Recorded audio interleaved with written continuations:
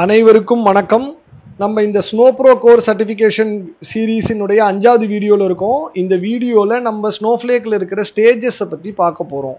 ஏற்கனவே நம்ம இந்த ஸ்டேஜஸை பற்றிலாம் நிறையா பார்த்துட்டோமே, இப்போ எதுக்குங்க மறுபடியும் ஸ்டேஜஸ்ன்னு ஆரம்பிக்கிறீங்கன்னு கேட்குறீங்களா? இப்போ டீட்டெயில்டாக பார்க்க போகிறோம். அப்போ ஸ்டேஜ்னா என்னங்கிறது என்னென்ன டைப்ஸ் மட்டும்தான் பார்த்துருந்தோம். இந்த வீடியோவில் நம்ம அதை பற்றி டீட்டெயில்டாக கொஞ்சம் பார்த்துடலாம். சரி, ஸ்டேஜ் டைப்ஸ் என்னென்ன இருக்குது? இந்த படம் ஏற்கனவே நம்ம பார்த்தோம். ஸ்டேஜ் டைப்ஸ் டிப்பிக்கலாக user stage, table stage, named ஸ்டேஜ்னு இருக்குது. நேம்டு ஸ்டேஜ் ஃபர்தராக named internal stage, named external ஸ்டேஜ்னு ரெண்டாக பிரிக்கப்படுது. எக்ஸ்டர்னல் ஸ்டேஜ் வந்து AWS அஷூர் GCPலேருந்தோ வரும் அப்படிங்கிறதெல்லாம் நம்ம வந்து ஏற்கனவே பார்த்தோம்.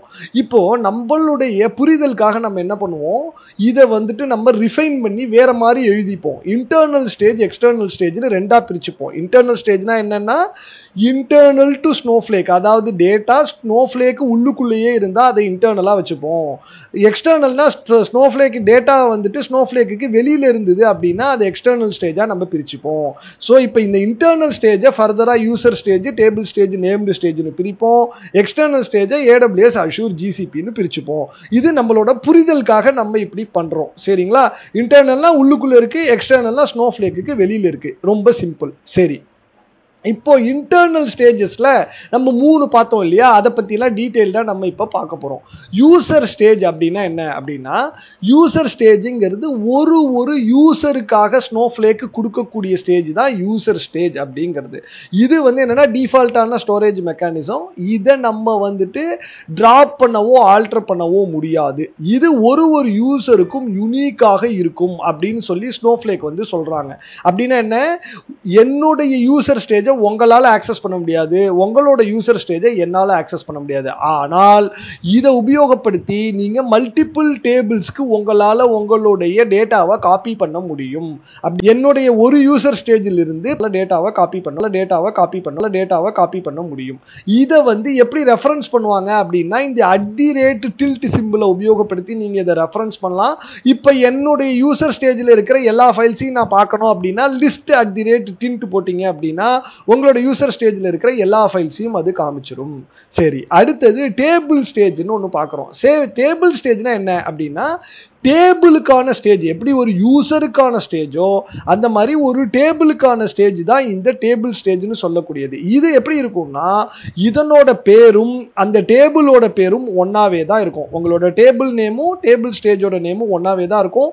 அதே மாதிரி தான் இதை உங்களால் ட்ராப் பண்ணவோ ஆல்டர் பண்ணவோ முடியாது. மல்டிபிள் யூசர்ஸ் வந்து ஒரு டேபிள் ஸ்டேஜை யூஸ் பண்ண முடியும். இதுதான் இதுக்கும் இருக்கிற டிஃபரன்ஸ். அதில் ஒரு யூசர் அந்த யூசரோட ஸ்டேஜ் தான் யூஸ் பண்ண முடியும். ஆனால் இந்த டேபிள் ஸ்டேஜ் உபயோகப்படுத்தி ஒரு டேபிளை மட்டும்தான் நீங்க லோடு பண்ண முடியும். அதை ஞாபகத்தை வச்சுக்கணும். அந்த ஸ்பெசிபிக் டேபிளை மட்டும்தான் டேபிள் ஸ்டேஜ்ல இருந்து லோட் பண்ண முடியும். ஆனா பல யூசர்ஸ் அந்த டேபிள் ஸ்டேஜை ஆக்சஸ் பண்ண முடியும். அதுக்கு என்னங்க வித்தியாசம்? பெர்சன்டேஜ் தாங்க வித்தியாசம். இப்போ இதே தான் பாருங்க, லிஸ்ட் @ டேபிள் 1. இது என்ன பண்ணும், இந்த டேபிள் 1ல் இருக்கக்கூடிய டேபிள் ஸ்டேஜில் இருக்கிற ஃபைல்ஸ் எல்லாத்தையும் நமக்கு காமிக்கும். சரியா? இது டிரான்ஸ்ஃபர்மேஷன்ஸை சப்போர்ட் பண்ணாது. இதில் நீங்கள் ஒர்க் பண்ணணும் அப்படின்னா உங்களுக்கு இதுக்கு ஓனர்ஷிப் ப்ரிவிலேஜ் வேணும். இந்த டேபிள் ஸ்டேஜில் நீங்கள் ஒர்க் பண்ணோன்னா உங்களுக்கு ஓனர்ஷிப் ப்ரிவிலேஜ் இருந்தால் தான் நீங்கள் இந்த டேபிள் ஸ்டேஜ் கூட ஒர்க் பண்ண முடியும். ப்ரிவிலேஜை பற்றிலாம் நம்ம அப்புறமா அடுத்தடுத்த வீடியோவில் பார்ப்போம். இப்போ 3ஆவதாக இருக்கக்கூடிய இன்டர்னல் ஸ்டேஜை நம்ம பார்க்குறோம். இந்த இன்டர்னல் ஸ்டேஜுங்கிறது காமன்ங்க. இந்த மாதிரி யூசர் ஸ்பெசிஃபிக்கோ டேபிள் ஸ்பெசிஃபிக்கோ கிடையாது. இதை உபயோகப்படுத்தி நீங்கள் மல்டிபிள் டேபிள்ஸில் நீங்கள் வந்து டேட்டாவை லோட் பண்ணணும். இதுக்கு என்ன வித்தியாசம் அப்படின்னா, பிரசன்டேஜோ டிண்ட் சிம்பிளோ எதுவுமே கிடையாது. போட்டால் போதும். ஸ்டேஜ் நேம் போட்டிங்கன்னா அதில் இருக்கக்கூடிய ஃபைல்ஸ் எல்லாத்தையும் உங்களுக்கு காமிச்சிடும். இதுக்கான யூஸ் கேசஸ் வந்து பார்த்தீங்கன்னா data loading, data unloading, data processing எல்லாத்துக்குமே உங்களுக்கு வந்து இது வந்து யூஸ்ஃபுல்லாக இருக்கும். சரி, ஒரு சில கமெண்ட்ஸை பார்த்துருவோம். புட்டுங்கிறது வந்து என்னன்னா, டேட்டாவை ஸ்னோஃப்ளேக் சிஸ்டம் உள்ள போடுறதுக்கு உபயோகப்படுத்துகிற கமெண்ட் தான் புட்டு. இப்போ இது என்ன பண்ணும், சி டிரைவில் இருக்கிற myfile.csv அப்படிங்கிறத ஸ்டேஜ் 1க்குள்ள போடும். அதுதான் இந்த புட்டு அப்படிங்கிறது செய்யும். அடுத்தது copy into myfile stage 1 myfile.csv. இப்போ இந்த இன்டர்னல் ஸ்டேஜில் போடப்பட்ட இந்த myfile.csv என்னுடைய டேபிளான மை டேபிள் அப்படிங்கிறதுக்குள்ள நீ லோட் பண்ணுப்பா அப்படின்னு சொல்லி ஸ்னோஃப்ளேக் கிட்ட சொல்றோம். அதுதான் இந்த கமாண்ட். அடுத்தது கெட்டுங்கிறது என்னன்னா டேட்டா அன்லோடிங் கமாண்ட். இப்போ ஸ்டேஜ் 1ல இருக்கிற சி டிரைவ்ல இருக்கிற மை ஸ்டேஜ் ஃபைல்ல எனக்கு நீ வந்துட்டு லோட் பண்ணி கொடுத்துரு அப்படின்னு சொல்லி சொல்றோம். ஸோ புட்டு கெட்டு ரொம்ப நல்லா ஞாபகம் ஞாபகம் வச்சுக்கணும். புட் அப்படிங்கிறது ஸ்னோஃப்ளேக் உள்ளுக்குள்ள போடுறதுனால அது புட், கெட் அப்படிங்கிறது ஸ்னோஃப்ளேக்ல இருந்து வெளியில எடுக்கிறதுனால அது கெட். சரி, படம் பார்த்துருவோம். படம் பார்த்தா தான் நமக்கு நல்லா புரியும். இந்த படம் ஸ்னோஃப்ளேக்ல இருக்கிற படம், எல்லாருக்கும் இந்த படம் தெரியும். இப்போ என்ன சொல்றாங்கன்னு பாருங்க. லோக்கல் ஃபைல் சிஸ்டம்னு போட்டிருக்காங்க. இது எதுவா வேணாலும் இருக்கலாம். இங்க டேட்டா ஃபைல்ஸ் எல்லாம் இருக்கு. இந்த டேட்டா ஃபைலை நம்ம புட் மூலமா இந்த யூசர் ஸ்டேஜுக்குள்ள போடுறோம். சரிங்களா? யூசர் ஸ்டேஜில் இருந்து காப்பி இன்டு உபயோகப்படுத்தி டேபிளுக்குள்ள லோட் பண்றோம். இங்க என்ன பண்றோம்? புட்டை யூஸ் பண்ணி டேபிள் ஸ்டேஜ்லயே அதை போட்டுடுறோம். டேபிள் ஸ்டேஜ்ல இருந்து மறுபடியும் காப்பி இன்டு உபயோகப்படுத்தி டேபிளுக்குள்ள லோட் பண்றோம். இந்த பக்கம் பாருங்க, இன்டர்னல் நேம்டு ஸ்டேஜ்ல புட்டை யூஸ் பண்ணி டேட்டாவை போடுறோம். மறுபடியும் காப்பி இன்டு யூஸ் பண்ணி டேபிளுக்குள்ள நம்ம அதை லோட் பண்ணிடுறோம். ஸோ வேரியஸ் வெரைட்டிஸா ஸ்டேஜஸை உபயோகப்படுத்தி நம்மளால ஃபைல்ஸை டேட்டாவை ஸ்டேஜ் பண்ண முடியும். அதுதான் இதுல நீங்க புரிஞ்சுக்க வேண்டியது. இந்த படம் அப்படியே பெரட்டுன படம். இந்த படத்தை அப்படியே பெரட்டி இருக்காங்க. புட்டுக்கு பதிலாக கெட் இருக்கும், மேல இருக்கிறது கீழே இருக்கும். அதே தான். நான் மறுபடியும் இதை எக்ஸ்பிளைன் பண்ண விரும்பல. நீங்க யூசர் ஸ்டேஜ் வழியா வெளில எடுக்கலாம், டைரக்டா டேபிள் ஸ்டேஜ் வழியா வெளில எடுக்கலாம், இன்டர்னல் ஸ்டேஜ் வழியாவும் வெளியில எடுக்கலாம். இந்த படத்தை கொஞ்ச நேரம் பொறுமையா பார்த்து புரிஞ்சுக்க முயற்சி பண்ணுங்க. சரி, நம்ம இப்போ என்ன பண்ணுவோம்? அடுத்ததாக இருக்கக்கூடிய எக்ஸ்டர்னல் ஸ்டேஜஸை பற்றி பார்ப்போம். இப்போ இத்தனை நேரமாக இன்டர்னல் ஸ்டேஜஸ் எல்லாத்தையும் நம்ம பார்த்துட்டோம். இப்போ எக்ஸ்டர்னல் ஸ்டேஜை பற்றி பார்க்க போகிறோம். எக்ஸ்டர்னல் ஸ்டேஜ் ஏற்கனவே நிறையா பேசிட்டோம். எக்ஸ்டர்னல் டேபிள்னு ஒன்றை பற்றியும் பேசினோம்.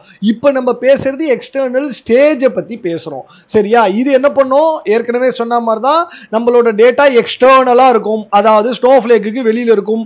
AWS S3ல இருக்கலாம், அஷூர் பிளாப்ல இருக்கலாம், GCP GCS பக்கெட்டில் இருக்கலாம். அந்த டேட்டாவை எல்லாத்தையும் நம்ம எப்படி உள்ளுக்குள்ள எடுத்துன்னு வர போறோம் எக்ஸ்டர்னல் ஸ்டேஜ் வழியாங்கிறது தான் இந்த எக்ஸ்டர்னல் ஸ்டேஜ்னு சொல்லக்கூடியது. இது மெயினா இந்த காப்பி இன்டு கமாண்ட்ல தான் இது யூஸ்ஃபுல்லா இருக்கும். ஏன் அப்படின்னா இந்த டேட்டா எல்லாமே ரொம்ப பெரிய டேட்டாவா இருக்கும், எக்ஸ்டர்னலா இருக்கும், பெரிய டேட்டாவா இருக்கும். இது எல்லாத்தையும் நம்ம என்ன பண்ணலாம்னா இந்த காப்பி இன்டு உபயோகப்படுத்தி நம்மளால உள்ளுக்குள்ள ஸ்னோஃப்ளேக் உள்ளுக்குள்ள நம்ம எடுத்துன்னு வரலாம். சரிங்களா? இப்போ லார்ஜ் டேட்டா வால்யூம்ஸ்க்கு இது யூஸ்ஃபுல்லா இருக்கும். நான் ஏற்கனவே அதை தான் சொன்னேன்.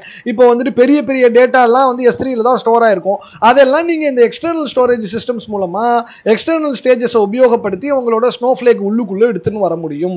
பேக்கப் அண்ட் ரெக்கவரிக்கு இது ரொம்ப யூஸ்ஃபுல்லா இருக்கும். எப்படி யூஸ்ஃபுல்லா இருக்கும்? ஸ்னோஃப்ளேக்ல தேவையில்லாத டேட்டாவை நீங்க ஸ்டோர் பண்ணாம இந்த எக்ஸ்டர்னல் ஸ்டேஜை யூஸ் பண்ணி அந்த தேவையில்லாத டேட்டாவை எல்லாத்தையும் வெளியில எடுத்து ஒரு கிளவுட் ஸ்டோரேஜ் AWS S3யோ அஷூர் பிளாபோ இல்ல GCS GCP பக்கெட்லயோ நீங்க ஸ்டோர் பண்ணிக்க முடியும்.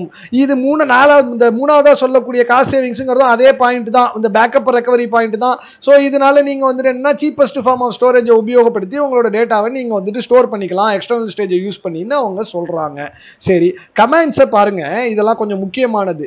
Create R replace stage, my external stage. இப்போ என்னோட மை எக்ஸ்டர்னல் ஸ்டேஜ்னு சொல்லி ஒரு ஸ்டேஜை நான் கிரியேட் பண்றேன். அதனோட URL இந்த S3 பக்கெட்டு. சரிங்களா? இது இப்போ AWSக்கு பண்றோம். இப்போ அஷூருக்கு அதே மாதிரி மாறும், GCPக்கு அதே மாதிரி மாறும். கிரெடென்ஷியல்ஸை பொறுத்த வரைக்கும் AWS-னுடைய ஆக்சஸ் கீ இது, AWS-னுடைய ஆக்சஸ் சீக்ரெட் கீ இது அப்படின்னு சொல்லி நம்ம சொல்றோம். இந்த ஆக்சஸ் கீக்கு அந்த S3க்கான ஸ்பெசிஃபிக்கான ரைட் ஆக்சஸ் ரீட் ஆக்சஸ் இருக்கணும். அப்பதான் இந்த ஸ்டேஜ் என்ன பண்ணும்னா அந்த S3 பக்கெட்டில் இருந்து டேட்டாவை எடுக்கவோ இல்லை அந்த S3 பக்கெட்ல போடவோ செய்யும். ஸோ இப்போ இது இந்த எக்ஸ்டர்னல் ஸ்டேஜை கிரியேட் பண்ணோம். இதை பண்ணதுக்கு அப்புறம் என்ன பண்ணுவோம்? அதே மாதிரி தான் copy into my table from my external stage input dot CSV. அப்படின்னா என்ன? இந்த இன்புட் டாட் சிஎஸ்விங்கிறது இந்த S3 பக்கெட்ல இருக்கு. அந்த S3 பக்கெட்ல இருக்கிற இன்புட் டாட் சிஎஸ்வியை எடுத்து இந்த எக்ஸ்டர்னல் ஸ்டேஜ் மூலமா என்னுடைய மை டேபிள் உள்ளுக்குள்ள நீ போடு அப்படின்னு சொல்லி நம்ம அதுக்கு இன்ஸ்ட்ரக்ட் பண்றோம். இந்த மாதிரி தான் இந்த எக்ஸ்டர்னல் ஸ்டேஜ் நமக்கு யூஸ்ஃபுல்லா இருக்கும். எக்ஸ்டர்னல் ஸ்டேஜ் இன்டர்னல் ஸ்டேஜோட கம்ப்ளீட்டா டிஃபரெண்ட். ஏன்னா இன்டர்னல் ஸ்டேஜ்ல நம்ம டேட்டாவையே எடுத்து இன்டர்னல் ஸ்டேஜ் உள்ளுக்குள்ள போட்டுருவோம். இங்க எக்ஸ்டர்னல் ஸ்டேஜ்ல டேட்டா அங்கேயே தான் உட்காந்துருக்கும். நல்லா ஞாபகம் வச்சுக்கணும். சரி, மறுபடியும் படம் பார்ப்போம். படம் பார்த்து கதை சொல்லுவோம். சரிங்களா? இங்க S3 பக்கெட் இருக்கு, இங்க எக்ஸ்டர்னல் ஸ்டேஜ் இருக்கு. புரியுதா? அவங்க என்ன சொல்றாங்க? இந்த ப்ளூ பாக்ஸ் மூலமா இது ரெண்டுத்தையும் சேர்த்துட்டாங்க. பாருங்க எவ்வளவு புத்தாலித்தனமா போட்டிருக்காங்க பாருங்க. ஸ்னோஃப்ளேக் படம் இங்க இருக்கு. ஸ்னோஃப்ளேக் உள்ளதான் எக்ஸ்டர்னல் ஸ்டேஜ் இருக்கும். ஆனா அது எக்ஸ்டர்னலா இருக்கிற S3 பக்கெட் கூட சேர்ந்து இருக்கும். சோ நீங்க என்ன பண்ணலாம்? இந்த எக்ஸ்டர்னல் ஸ்டேஜ் மூலமா காப்பி இன்டு உபயோகப்படுத்தி இந்த டேபிளுக்குள்ள லோட் பண்ணலாம். இந்த பக்கத்துல பாருங்க இன்னொரு ஒரு சூப்பரான விஷயம். டைரக்டா S3ல இருந்து கூட காப்பி இன்டு யூஸ் பண்ணி நீங்க உங்களோட ஸ்னோஃப்ளேக் டேபிள்ல லோட் பண்ணிக்கலாம். அப்புறம் எதுக்காக சார் இந்த இடத்துல நடுப்புற எக்ஸ்டர்னல் ஸ்டேஜ்னு கேட்டா, எப்போதுமே ஸ்டேஜிங்க்கு நிறைய பெனிஃபிட்ஸ் இருக்கு. இதுல என்னன்னா இப்ப செக் பாயிண்டிங்லாம் நீங்க பண்ணிக்க முடியும். பாதி ஃபைல் லோட் ஆயிருக்கு, பாதி ஃபைல் லோட் ஆகல. அந்த மாதிரியான விஷயங்கள் எல்லாமே நீங்க எக்ஸ்டர்னல் ஸ்டேஜ் வச்சுக்கிறது மூலமா உங்களுக்கு யூஸ்ஃபுல்லாக இருக்கும். இப்போ டேட்டா அன்லோடிங் அதே மாதிரி இந்த படத்தை பெரட்டிட்டாங்க. ஸோ நான் இதை மறுபடியும் எக்ஸ்பிளைன் பண்ண விரும்பல.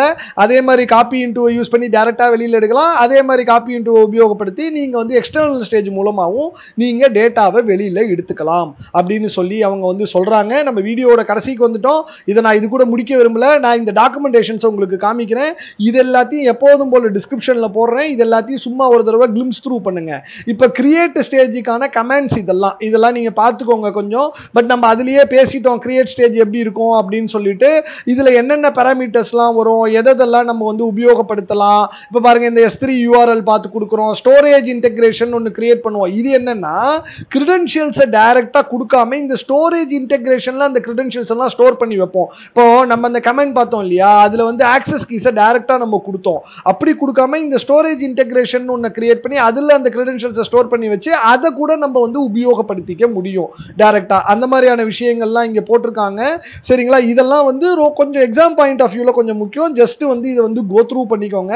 அதே மாதிரி தான் இந்த types of internal stages, user stage, table stage, named stage, இந்த விஷயங்கள் எல்லாம் இதுல இருக்கு. இதையும் கொஞ்சம் வந்து பார்த்துக்கோங்க. இது ஒரு நல்ல பிளாகுங்க. இந்த டேபிள் ஸ்டேஜுக்கு வந்து ஒரு நல்ல பிளாக் ஒருத்தர் எழுதியிருக்காரு, இந்த சோமேன் ஸ்வைன் அப்படின்னு சொல்லிட்டு. இதையும் நீங்க படிச்சு பார்க்கலாம். படிச்சா உங்களுக்கு ஒரு அண்டர்ஸ்டாண்டிங் கிடைக்கும். நான் ஜஸ்ட் உங்களோட இன்ஃபர்மேஷனுக்காக இந்த பிளாக் லிங்கையும் நான் வந்து இந்த வீடியோவினுடைய டிஸ்கிரிப்ஷன்ல அட்டாச் பண்றேன். சரிங்களா, நம்ம இந்த வீடியோவோட எண்டுக்கு வந்துட்டோம். இந்த வீடியோ உங்களுக்கு உபயோகமா இருந்திருக்கும் அப்படின்னு நான் நம்புறேன். எப்போதும் போல தான் சப்ஸ்கிரைப் பண்ணுங்கன்னு நான் சொல்ல மாட்டேன். பட் உங்களுக்கு நோட்டிஃபிகேஷன் வரணும்னா நீங்க சப்ஸ்கிரைப் பண்ணணும். நீங்க கண்டிப்பா கமெண்ட் எழுதணும். அப்பதான் உங்களுக்கு தேவையானதை உங்களுக்கு என்னால கொண்டு வந்து கொடுக்க முடியும். என்னையும் நான் வளர்த்துக்க முடியும். கற்றனை தூரும் அறிவு. இந்த வீடியோவை நீங்க பார்த்ததுக்கு ரொம்ப ரொம்ப நன்றி.